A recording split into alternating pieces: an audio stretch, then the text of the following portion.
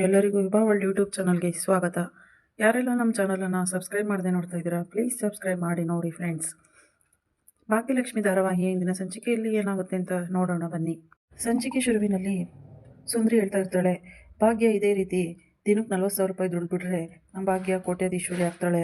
ಆಗ ಹೇಗಿರುತ್ತೆ ಗೊತ್ತಾ, ತಾಂಡವು ಅಯ್ಯಯ್ಯೋ ಇಂಥವಳು ಬಿಟ್ಟು ಹೋಗ್ಬಿಟ್ನಲ್ಲ ಅಂತ ಹಾಲ್ನಲ್ಲಿ ಕೈ ಕೊಟ್ಕೊಂಡು ನಿಂತಿರ್ತಾನೆ. ಆಗ ಅತ್ತೆ ಸೊಸೆ ಇಬ್ರು ಕೂಲಿಂಗ್ ಗ್ಲಾಸ್ ಹಾಕ್ಕೊಂಡು, ಹೊಸ ಸೀರೆ ಉಡ್ಕೊಂಡು, ರೇಷ್ಮೆ ಸೀರೆ ಉಡ್ಕೊಂಡು, ಇಬ್ರು ಒಡವೆಗಳನ್ನೆಲ್ಲ ಹಾಕ್ಕೊಂಡು, ಕೈಯಲ್ಲಿ ಕೋಟಿಗಟ್ಟಲೆ ಸೂಟ್ ಕೇಸಲ್ಲಿ ದುಡ್ಡು ಇಟ್ಕೊಂಡು ಇಳಿದು ಬರ್ತಾ ಇದ್ರೆ ನಮ್ಮ ಗುಂಡಣ್ಣ ಕೈ ಕಟ್ಕೊಂಡು ಮಹಾರಾಜನ್ ಥರ ನಿಂತಿರ್ತಾನೆ.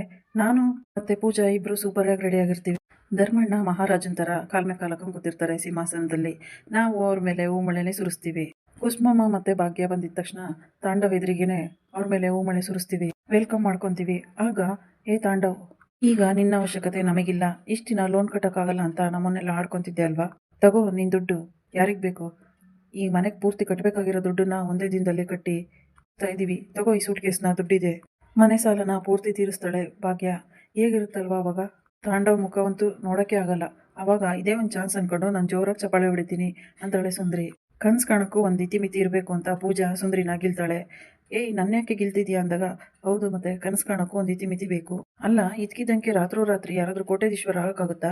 ಸುಮ್ಮನಿರೆ, ಈ ಒಂದೊಂದು ಮೆಟ್ಲನ್ನೇ ಹತ್ಕೊಂಡು ಹೋಗ್ಬೇಕು, ಇದೆಲ್ಲ ಆಗುವಂಥ ಮಾತಲ್ಲ ಅಂತಾಳೆ ಪೂಜಾ. ಯಾಕಾಗಲ್ಲ? ನಮ್ಮ ಭಾಗ್ಯ ಮನ್ಸು ಮಾಡಿದ್ರೆ ಏನು ಬೇಕಾದ್ರೂ ಮಾಡ್ತಾಳೆ. ಒಂದು EMIನ ಒಂದೇ ತಿಂಗಳಲ್ಲಿ ಕಟ್ಟಿಲ್ವಾ ಸಾಲನ, ಅದೇ ಥರ ಮನ್ಸು ಮಾಡಿದ್ರೆ ನಮ್ಮ ಭಾಗ್ಯ ಏನು ಬೇಕಾದ್ರೂ ಮಾಡ್ತಾಳೆ. ತಾಂಡವು ಗಿಂತ ಎತ್ತರವಾಗಿ ನಮ್ಮ ಭಾಗ್ಯ ಬೆಳಿತಾಳೆ, ನೋಡ್ತಾ ಇರುವಂತ ಸುಂದರಿ ಹೇಳ್ತಾಳೆ. ಹೌದು ಸುಂದರಕ್ಕ, ನೀನು ಹೇಳಿದ್ದು ನಿಜ. ಮನ್ಸು ಮಾಡಿದ್ರೆ ಯಾವುದು ದೊಡ್ಡದಲ್ಲ. ನಾವು ಕನ್ಸು ಕಾಣ್ತಾ ಇರ್ಬೇಕು, ಅದನ್ನ ನನಸು ಮಾಡ್ಕೋಬೇಕು ಅಂತ ಭಾಗ್ಯ ಹೇಳ್ತಾಳೆ. ತಾಂಡವು ಕೋಪ ಮಾಡಿಕೊಂಡು, ಒಂದೇ ದಿನದಲ್ಲಿ ಲೋನ್ ಕಟ್ಟಿ ತೀರಿಸ್ಬಿಟ್ಟೆ, ನನ್ನನ್ನು ಸೋಲೋ ಥರ ಮಾಡಿಬಿಟ್ಟೆ, ನಿನ್ನ ಮುಂದೆ ತಲೆ ತಗ್ಸೋ ಥರ ಮಾಡಿಬಿಟ್ಟೆ ಅಂತೇಳಿ ಜ್ಯೂಸ್ ಬಾಟ್ಲಿನ ತಗೊಂಡು ಗೋಡೆಗೆ ಹೊಡಿತಾ ಇರ್ತಾನೆ. ಗಾಜೆಲ್ಲ ಪುಡಿ ಪುಡಿಯಾಗಿ ಸೌಂಡಿಗೆ ಶ್ರೇಷ್ಠ ಅಲ್ಲಿಗೆ ಬರ್ತಾಳೆ. ಏ ತಾಂಡವ್, ಏನಾಗಿದೆ ನಿನಗೆ? ಒಂದು ತಿಂಗಳೇನೋ ದುಡ್ಡು ಕಟ್ಟಿ ತೀರಿಸ್ಬಿಟ್ಲು, ಮುಂದಿನ ತಿಂಗಳೇ ಕಟ್ತಾಳೆ. ಅವಳು ನಮ್ಮ ಮುಂದೆ ಸೋಲ್ತಾಳೆ. ಅದಕ್ಕೆ ಈ ಥರ ಗ್ಲಾಸ್ನೆಲ್ಲ ವೇಸ್ಟ್ ಮಾಡೋದ ನೀನು? ಯಾರಿಗಾದ್ರೂ ಚುಚ್ಕೊಂಡ್ರೆ ಏನಾದರೂ ಹೆಚ್ಚು ಕಮ್ಮಿ ಆದರೆ ಅದು ನಮ್ಮ ಮೇಲೆ ಬರುತ್ತೆ. ಇದೆಲ್ಲ ಯಾಕೆ ಬೇಕು ನಿನಗೆ? ಬಾ ತಾಂಡವ್ ಹೋಗೋಣ ಅಂತ. ಅವಳ ಮೇಲಿರೋ ಕೋಪನ ಈ ಥರ ಮಧ್ಯ ರೋಡಲ್ಲಿ ನಿಂತ್ಕೊಂಡು ತೀರಿಸ್ಕೊಂತ ಇದೆಯಾ ಅಂದಾಗ, ಇಲ್ಲ, ಇವತ್ತು ಅವಳ ಮುಂದೆ ಸೋತಿದ್ದೀನಿ. ಇವತ್ತು ನನ್ನ ಕೋಪ ಕಡಿಮೆ ಆಗಬೇಕು ಅಂದರೆ ಅದೇ ದಾರಿ ಇರೋದು. ಆ ಭಾಗ್ಯನ ಮಾತ್ರ ನಾನು ಸುಮ್ಮನೆ ಬಿಡೋದಿಲ್ಲ, ಸೈಡ್ ಬಿಡು ಶ್ರೇಷ್ಠ ಅಂತ ಕಿರ್ಚಾಡ್ದಾಗ, ಶ್ರೇಷ್ಠ ಇವನಿಗೇನಾಗಿದೆ ಈಗ ಆಡ್ತಾ ಇದ್ದಾನೆ, ಏನಾರು ಮಾಡ್ಕೊಳ್ಳಿ ಅಂತ ಶ್ರೇಷ್ಠ ಅಲ್ಲಿಂದ ಹೊರಟೋಗ್ತಾಳೆ. ಬಿಡಲ್ಲ ಭಾಗ್ಯ ನಿನ್ನನ್ನು ಅಂತ ಕೋಪ ಮಾಡ್ಕೊಂಡು, ಪ್ರತಿ ಸರಿನೂ ನಾನೇ ಸೋಲೋ ಥರ ಮಾಡ್ತೀಯಾ? ಒಂದಲ್ಲ ಒಂದಿನ ಇದಕ್ಕೆಲ್ಲ ಸೇಡ್ ತೀರಿಸ್ಕೊಂತೀನಿ ಅಂತ ಗಾಜ್ ಬಾಟ್ಲಿನ ಹೊಡೆದಾಗ್ತಾ ಇರ್ತಾನೆ ತಾಂಡವ್. ಪೂಜಾ ಈ ಕಡೆ ಹಾಡು ಕೇಳ್ತಾ ಇರ್ತಾಳೆ. ಅಲ್ಲಿಗೆ ಸುನಂದ ಬಂದು, ಎಷ್ಟು ದಿನ ಅಂತ ಅಕ್ಕನ ಮನೇಲೆ ಜಾಂಡ ಹುಡ್ಕೊಂಡು ಕೂತ್ಕೊಂತೀಯ? ನಡಿಯಲ್ಲ, ಅಂಗಡಿ ಹತ್ರನಾರು ಹೋದ್ರೆ ಅಪ್ಪಂಗೆ ಹೆಲ್ಪ್ ಮಾಡೋದಕ್ಕಾಗುತ್ತೆ. ಮೊದಲೇ ಅಪ್ಪಂಗೆ ಆರೋಗ್ಯ ಸಮಸ್ಯೆ ಇದೆ, ನೀನಾದರೂ ಹೋದ್ರೆ ಒಂದು ಸ್ವಲ್ಪ ಹೆಲ್ಪ್ ಆಗುತ್ತೆ ಅಂದಾಗ, ಪೂಜಾ, ಅಮ್ಮ ನಾನು ಎಲ್ಗೂ ಬರೋದಿಲ್ಲ, ಅಪ್ಪ ಏನು ನನಗೆ ಕರೆದಿಲ್ಲ, ನಾನ್ಯಾಕೆ ಬರಲಿ? ನಾನು ಇಲ್ಲೇ ಇರ್ತೀನಿ, ಇಲ್ಲೇ ಇದ್ದು ಅಕ್ಕಂಗೆ ಸಹಾಯ ಮಾಡ್ತೀನಿ. ಅವಳ ಪರಿಸ್ಥಿತಿ ತುಂಬ ಕಷ್ಟದಲ್ಲಿದೆ, ನೀನು ಇದ್ದು ಅವಳಿಗೆ ತೊಂದರೆ ಕೊಡಬೇಡ, ಸುಮ್ಮನೆ ನಡೆಯ ಮನೆಗೆ ಅಂತ ಸುನಂದ ಹೇಳ್ತಾರೆ. ಪ್ರತಿದಿನ ಇಂಟರ್ವ್ಯೂಗೆ ಅಂತ ಹೋಗ್ತೀಯಾ, ಆದರೂ ಯಾವುದು ಕೆಲಸ ಆಗ್ತಾ ಇಲ್ಲ, ಖಾಲಿ ಕೈಯಲ್ಲಿ ಮನೆಗೆ ಬರ್ತೀಯಾ, ಸುಮ್ಮನೆ ತಿಂದು ಉಂಡು ಕೂತ್ಕೊಂತೀಯಾ, ಇದರಿಂದ ಭಾಗ್ಯಂಗೆ ತುಂಬ ಕಷ್ಟ ಆಗುತ್ತೆ, ನಡಿ ಮನೆಗೆ ಹೋಗೋಣ ಅಂತ ಸುನಂದ ಹೇಳಿದಾಗ, ಅಮ್ಮ ನನ್ನ ಕಷ್ಟ ನಿನಗೆ ಅರ್ಥ ಆಗ್ತಾ ಇಲ್ಲ. ಭಾಗ್ಯಕ್ಕ ತುಂಬ ಕಷ್ಟದಲ್ಲಿದ್ದಾಳೆ, ಅವಳು ಒಬ್ಳೇ ಕೊರಗ್ತಾ ಇದ್ದಾಳೆ, ನಮ್ಗೆ ಯಾರಿಗೂ ಅವಳು ಕಷ್ಟ ಹೇಳ್ಕೊತಾ ಇಲ್ಲ.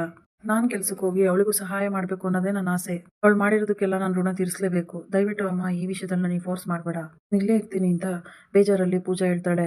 ಇದನ್ನೆಲ್ಲ ಕೇಳಿಸ್ಕೊಂಡ ಭಾಗ್ಯ, ನಿನ್ ಥರ ತಂಗಿ ಇರಬೇಕಾದ್ರೆ ಎಂಥ ಕಷ್ಟ ಬಂದರೂ ಅದೆಲ್ಲ ಮಂಜಿನ ರೀತಿ ಕರಗೋಗುತ್ತೆ, ಬಿಡೆ ಪೂಜಾ ಅಂತ ಭಾಗ್ಯ ಹೇಳ್ತಾಳೆ. ಆಗ ಪೂಜಾ ಓಡೋಗಿ ಭಾಗ್ಯನ ತಪ್ಕೊಂಡು, ಸಾರಿ ಅಕ್ಕ, ನಿನ್ನಿಂದ ನಿನಗೆ ತೊಂದರೆ ಆಗ್ತಾ ಇದೆಯಾ ಅಕ್ಕ ಅಂದಾಗ, ಇಲ್ಲ, ನೀನು ಮನೆಗೆ ಹೋಗು, ನಿನ್ನಿಂದ ನನಗೆ ಯಾವುದೇ ರೀತಿ ತೊಂದರೆ ಆಗ್ತಾ ಇಲ್ಲ, ಇಲ್ಲೆಲ್ಲ ನಾನು ಒಬ್ಬಳೇ ನಿಭಾಯಿಸ್ತೀನಿ. ನೀನಲ್ಲಿದ್ದರೆ ಅಪ್ಪಂಗೂ ಸಹಾಯ ಆಗುತ್ತೆ. ನಿನ್ನ ಅವಶ್ಯಕತೆ ಇಲ್ಲೇನಿಲ್ಲ, ಅಲ್ಲಿ ಅಪ್ಪಂಗೆ ನಿನ್ನ ಅವಶ್ಯಕತೆ ಇದೆ, ನೀನೋಗಿ ಅಪ್ಪಂಗೆ ಸಹಾಯ ಮಾಡು, ನಾನೊಬ್ಬಳೇ ಇಲ್ಲೆಲ್ಲ ನಿಭಾಯಿಸ್ತೀನಿ ಅಂತ ಭಾಗ್ಯ ಹೇಳಿದ ತಕ್ಷಣ ಪೂಜಾ, ಯಾಕಕ್ಕ ನಿನ್ನ ತಂಗಿ ನಿನಗೆ ಹೊರೆ ಆಗ್ಬಿಟ್ಲಾ ಅಂತ ಪೂಜಾ ಹೇಳ್ತಾಳೆ. ಆಗ ಭಾಗ್ಯ, ಈ ಥರ ಎಲ್ಲ ಮಾತಾಡಿದ್ರೆ ಆಗ್ತೀನಿ ನೋಡೆರಡು, ಹಂಗೆಲ್ಲ ಏನಿಲ್ಲ ಕಣೆ, ನಿನಗೆ ಇಷ್ಟ ಬಂದಷ್ಟು ದಿನ ಇಲ್ಲಿರು. ಕಷ್ಟ ಅಂದ ತಕ್ಷಣ ಬರೋವಂಥ ಅಪ್ಪ ಅಮ್ಮ ನಿನ್ನಂಥ ತಂಗಿ ಪಡೆಯೋಕ್ಕೆ ನಾನು ಪುಣ್ಯ ಮಾಡಿದ್ದೀನಿ ಅಂತ ಭಾಗ್ಯ ಹೇಳ್ತಿರುವಾಗಲೇ, ಅಕ್ಕ ತಂಗಿಯರಿಬ್ರು ಈ ತಾಯಿ ಕೂಡ ಒಬ್ಳಿದ್ದೀನಿ ಅನ್ನೋದು ಮರ್ತ್ಬಿಟ್ರ, ಯಾವಾಗಲೂ ನಿಮ್ಮ ಜೊತೆಯಾಗಿ ನಾನು ಕೂಡ ಇರ್ತೀನಿ ಅಂತ ಸುನಂದ ಹೇಳ್ತಾಳೆ. ಸರಿನಮ್ಮ, ಪೂಜೆ ಎಷ್ಟು ದಿನ ಬೇಕಾರೋ ಅಷ್ಟೇನೆ ಇಲ್ಲಿ ಇರಲಿ, ನೀನು ಬೇಕಾದ್ರೆ ಮನೆಗೆ ಹೋಗು, ಇಲ್ಲಾಂದ್ರೆ ನೀನು ಇಲ್ಲೇ ಇರು ಅಂತ ಭಾಗ್ಯ ಹೇಳ್ತಾರೆ. ಅಲ್ಲಿಗೆ ಅಷ್ಟರಲ್ಲಿ ಧರ್ಮ ಬರ್ತಾರೆ.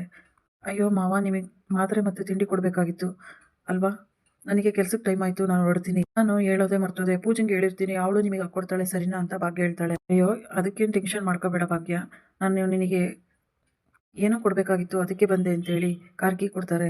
ಯಾಕೆ ಮಾವ ಈ ಕಾರ್ನ ಮಾರ್ಬಿಡಿ ಅಂತ ಕೊಡ್ತಾ ಇದ್ದೀರಾ? ಹೌದು ಮಗಳೇ, ಈಗಿರೋ ಕಷ್ಟದಲ್ಲಿ ಈ ಕಾರ್ ಲೋನ್ ಎಲ್ಲ ನಿನಗೆ ಕಟ್ಟಕ್ಕಾಗಲ್ಲ. ಮುಂದಕ್ಕೆ ಬೇಕಾದ್ರೆ ನಾವು ಕಾರ್ ತಗೊಳ್ಳೋಣ, ಈಗ ಸದ್ಯಕ್ಕೆ ಬೇಡ, ಇದನ್ನ ಮಾರ್ಬಿಡು ಮಗಳೇ ಅಂತ ಕಾರ್ ಕೀ ಕೊಡ್ತಾರೆ. ಇಲ್ಲ ಮಾವ, ಅದೇನೇ ಆದ್ರೂ ಕೂಡ ನಾನು ನಿಮಗೆ ಮೊದಲನೇ ಸರಿ ಪ್ರೀತಿಯಿಂದ ಕೊಡ್ಸಿರೋ ಗಿಫ್ಟ್ ಅದು. ಎಷ್ಟೇ ಕಷ್ಟ ಆದ್ರೂ ನಾನು ಅದನ್ನ ಕಟ್ಟಿ ಲೋನ್ ತೀರಿಸ್ತೀನಿ. ಇದನ್ನೇನಾದ್ರೂ ಮಾರಿ ನಾನು ದುಡ್ಡಿಸ್ಕೊಂಡ್ರೆ ಒಬ್ಬ ಸೊಸೆಯಾಗಿ ನಾನು ಸೋಲ್ತೀನಿ. ಇದು ನನಗಿಷ್ಟ ಇಲ್ಲ ಮಾವ, ನಾನೇನೇ ಮಾಡಿದ್ರು ಮನೆಯವ್ರಿಗೋಸ್ಕರನೇ ಮಾಡೋದು. ಅದೆಲ್ಲ ಒಳ್ಳೇದೇ ಆಗುತ್ತೆ. ಪ್ಲೀಸ್ ಮಾವ, ಇದನ್ನ ವಾಪಸ್ ಕೊಡಬೇಡಿ. ನಿಮ್ಮ ಸೊಸೆ ನಿಮಗೋಸ್ಕರ ಕೊಟ್ಟಿರೋ ಗಿಫ್ಟ್ ಇದು ನಿಮ್ಮ ಹತ್ರನೇ ಇರಬೇಕು ಇರುತ್ತೆ ಅಂತ ಹೇಳಿ, ಮಾವ ಟೈಮ್ ಆಗ್ತಾ ಇದೆ, ನಾನು ಕೆಲ್ಸಕ್ಕೆ ಹೋಗ್ತೀನಿ ಅಂತ ಭಾಗ್ಯ ಅಲ್ಲಿಂದ ಹೋಗ್ತಾಳೆ. ಈ ಕಡೆ ಕುಸುಮ ದೇವಸ್ಥಾನದಿಂದ ಬರ್ತಾರೆ.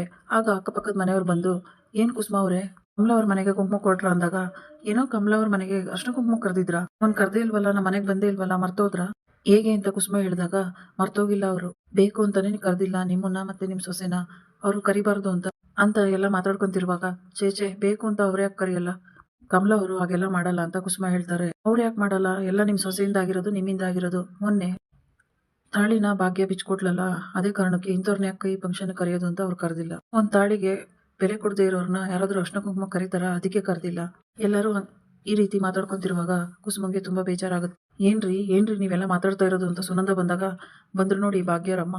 ಅಲ್ಲ ರೀ, ಮಗಳ ಜೀವನ ಸರಿ ಹೋಗಲಿ ಅಂತ ನೀವಾರು ಪ್ರಯತ್ನ ಪಡ್ಬೇಕು ತಾನೆ, ಅದನ್ ಬಿಟ್ಟು ಮಗಳು ಮಾಡಿದ್ದೆ ಸರಿ ಅಂತ ಸುಮ್ಮನೆ ಇದ್ದೀರಲ್ಲ, ನಿಮ್ಗಾದ್ರೂ ಬುದ್ಧಿ ಬೇಡವಾ ಅಂತ ಎಲ್ಲರೂ ಬೈತಾ ಇರ್ತಾರೆ. ಆಗ ಸುಂದ್ರಿ ಬಂದು, ಏನ್ರಿ ಮಾತಾಡ್ತಾ ಇದ್ದೀರಾ, ಎಲ್ಲ ಸುಮ್ಮನೆ ಹೋಗಿ, ಅವ್ರವ್ರ ಮನೆ ಕಷ್ಟ ಅವ್ರಿಗೆ ಗೊತ್ತಿರುತ್ತೆ, ಅವ್ರವ್ರ ಮನೆಯಲ್ಲಿ 1000 ಕಷ್ಟಗಳಿರ್ತವೆ, ಅದನ್ನ ಬಿಟ್ಟು ಬೇರೆಯವ್ರ ಮನೆ ವಿಷಯ ಮಾತಾಡಕ್ ಬರ್ತಿರಲ್ಲ. ತುಂಬಾ ಕೋಪದಿಂದ ಸುಂದ್ರಿ ಹೇಳಿದಾಗ, ಯಾಕೆ ಕುಸುಮ ಅವರು ಹಾಗೆ ಹೀಗೆ ತಾಳಿ ಬಗ್ಗೆ ಎಷ್ಟೊಂದು ಗೌರವ ಕೊಡ್ತೀವಿ ಅಂತ ಹೇಳ್ಬೇಕಾದ್ರೆ ನಾವು ಕೇಳಿಸ್ಕೊಂಡಿದೀವಿ, ಇವ್ರು ಏನೇ ಹೇಳಿದ್ರು ನಾವ್ ಇಷ್ಟ ದಿನ ಕೇಳಿಸ್ಕೊಂಡಿದೀವಿ, ಸುಮ್ಮನೆ ಆಗಿದ್ದೀವಿ. ಆಗ ಅವ್ರು ಮಾತ್ರ ಬುದ್ಧಿ ಹೇಳಕ್ ಬರ್ತಾ ಇದ್ರು, ಇವಾಗೆಲ್ಲ ಎಲ್ಲೋ ಹೊರಟಾಯ್ತು, ಅವ್ರ ಮನೆ ವಿಷಯ ಅಂದ ತಕ್ಷಣ ಎಲ್ಲ ಮುಚ್ಚಾಕ್ತಾ ಇದ್ದಾರೆ, ನಾವ್ಯಾಕೆ ಅವ್ರಿಗೆ ಬುದ್ಧಿ ಹೇಳಬಾರ್ದು, ಅವ್ರು ಹೇಳೋದಕ್ಕೆ ನಾವೀಗ ಹೇಳ್ತಾ ಇದೀವಿ ಅಂತ ಎಲ್ಲರೂ ಹೇಳ್ತಾರೆ. ಆಗ ನೋಡಿ, ಅವಳು ಯಾವತ್ತೋ ಹೇಳಿದ್ನ ಮನ್ಸಲ್ಲಿ ಇಟ್ಕೊಂಡು ಈ ಥರ ಎಲ್ಲ ಮಾತಾಡಬೇಡಿ, ಅವಳ ಪರವಾಗಿ ನಾನು ಕ್ಷಮೆ ಕೇಳ್ತೀನಿ ಅಂತ ಧರ್ಮ ಕೈ ಮುಗಿದು ಕೇಳ್ಕೊಂತಾರೆ. ನೀವ್ಯಾಕ್ರೆ ಅವ್ರ ಹತ್ರ ಎಲ್ಲ ಕೈ ಮುಗಿದು ಕೇಳ್ಕೊಂತ ಇದ್ದೀರಾ, ಸುಮ್ಮನೆ ಇರ್ರಿ ಅಂತ ಕುಸುಮ ಹೇಳ್ತಾರೆ. ಜೋರಾಗಿ ಮಾತಾಡ್ತಾ ಇರೋದ್ ಬಗ್ಗೆ ಕೇಳಿಸ್ಕೊಂಡು, ಏನ್ ಗಲಾಟೆ ಗುಂಡಣ್ಣ ಅಂತ, ಇನ್ನೇನಿರುತ್ತಮ್ಮ, ಅಕ್ಕಪಕ್ಕದವ್ರು ಏನೋ ಮಾತಾಡ್ತಾ ಇರ್ಬೇಕು, ಅದಕ್ಕೆ ಅಜ್ಜಿ ಬೈತಾ ಇರ್ಬೇಕು ಅಂತ ಗುಂಡಣ್ಣ ಹೇಳ್ತಾನೆ. ಹೋಗಿ ನೋಡೋಣ ಅಂತ ಭಾಗ್ಯ ಮತ್ತೆ ಗುಂಡಣ್ಣ ಹೊರಗೆ ಬರ್ತಾರೆ. ಅಲ್ಲರಿ ಕುಸುಮ, ಮಗುಗಿಂತ ಸೊಸೆನೇ ಹೆಚ್ಚು ಅಂತ ಹೇಳಿ ಮಗನ್ನೇ ಮನೆಯಿಂದ ಆಚೆ ಹಾಕಿದಿರಾ, ಇನ್ ಮುಂದೆ ನಿಮ್ಮನೆ ಕೆಲಸ ಎಲ್ಲ ಯಾರು ಮಾಡೋದು? ಮಗ ಹೆಚ್ಚು ಅನ್ನೋದು ನೋಡಿದೀನಿ, ಈ ಸೊಸೆ ಹೆಚ್ಚು ಅನ್ನೋದು ನಾನು ಯಾವತ್ತೂ ನೋಡೇ ಇಲ್ಲ. ಸರಿ ಏನೋ ಮನೆ ಲೋನ್ನ ಅಡ್ಜಸ್ಟ್ ಮಾಡ್ಕೊಟ್ಟಿದ್ರಿ, ಮುಂದಿನ ಸರಿ ಹೇಗೆ ಮಾಡ್ತೀರಾ, ಮನೆನ ಖಾಲಿ ಮಾಡ್ಕೊಂಡು ಹೋಗ್ತೀರಾ, ಖಾಲಿ ಮಾಡಿಸ್ತಾರಲ್ವಾ ಅಂತ ಎಲ್ಲ ನಗ್ತಾ ಇರ್ತಾರೆ. ಇದೆಲ್ಲ ಸಾಧ್ಯನೇ ಇಲ್ಲ, ನಮ್ಮ ಅತ್ತೆ ಏನೇ ನಿರ್ಧಾರ ತಗೊಂಡ್ರು ಅದು ಸರಿಯಾಗಿರುತ್ತೆ, ಅದಕ್ಕೆ ನಾನು ಅವ್ರ ಪರ ನಿಂತಿದ್ದೀನಿ. ಏನೇ ಪ್ರಾಬ್ಲಮ್ ಬಂದ್ರು ಮಗನ ಸ್ಥಾನದಲ್ಲಿ ನಿಂತ್ಕೊಂಡು ಮಗನ ಜವಾಬ್ದಾರಿ ತಗೊಂಡು ನಮ್ಮ ಅತ್ತೆನೇ ನಡೆಸ್ಕೊಂಡು ಹೋಯ್ತಾರೆ. ಅವ್ರ ಜೊತೆ ನಾನು ಇದ್ದೀನಿ, ನಾನು ನಡೆಸ್ಕೊಂಡು ಹೋಯ್ತೀನಿ. ಒಂದ್ಸರಿ ನನ್ನ ಕೈ ಹಿಡಿದು ನನ್ನ ಸೊಸೆ ಎಲ್ಲ ಅಂತ ಹೇಳಿದಾರೆ ಅಂದಮೇಲೆ ಅವ್ರ ನಿರ್ಧಾರ ಸರಿಯಾಗಿ ಇರುತ್ತೆ. ಇದೆಲ್ಲ ಮಾತಾಡೋ ಅವಶ್ಯಕತೆನೇ ಇಲ್ಲ ಅಂತ ಕೋಪ ಮಾಡ್ಕೊಂಡು, ಭಾಗ್ಯ ಇದು ನಮ್ಮನೆ ವಿಷಯ, ನಾವೇ ಸರಿ ಮಾಡ್ಕೊಂತೀವಿ, ನಿಮ್ಮ ಅವಶ್ಯಕತೆ ನಿಮ್ಮ ಮಾತುಕತೆ ಇದೆಲ್ಲ ನಮಗೆ ಬೇಕಾಗಿಲ್ಲ ಅಂತ ಭಾಗ್ಯ ಹೇಳಿದಾಗ, ಎಲ್ಲರೂ ಕೋಪ ಮಾಡ್ಕೊಂಡು ಅವ್ರ ಮನೆ ವಿಷಯ ನಮಗೆ ಅದಕ್ಕೆ ಬನ್ರಿ ಅಂತ ಅಲ್ಲಿಂದ ಹೋಗ್ತಾರೆ. ಈ ಕಡೆ ಅದೇ ಕೆಲ್ಸಕ್ಕೆ ಟೈಮ್ ಆಯ್ತು ಅಂತ ಭಾಗ್ಯನೂ ಅಲ್ಲಿಂದ ಹೊರಡ್ತಾಳೆ. ಈ ಜನ ಎಲ್ಲ ಬಂದು ನಮ್ಮ ನೆಮ್ಮದಿ ಎಲ್ಲ ಹಾಳು ಮಾಡ್ಬಿಟ್ರು ಅಂತ ಕುಸುಮ ಬೈತಾ ಇರಬೇಕಾದ್ರೆ, ಅವ್ರು ಹೇಳಿದ್ರಲ್ಲೂ ಕೆಲವೊಂದು ನಿಜ ಇತ್ತು ಬಿಡಿ ಬೀಗ್ರೆ ಅಂತ ಸುನಂದ ಹೇಳ್ತಾರೆ. ಆಗ ಕುಸುಮಗೆ ತುಂಬಾ ಬೇಜಾರಾಗುತ್ತೆ. ಇಲ್ಲಿಗೆ ಇಂದಿನ ಸಂಚಿಕೆ ವಿಡಿಯೋ ಮುಕ್ತಾಯವಾಗ್ತದೆ. Thanks for watching.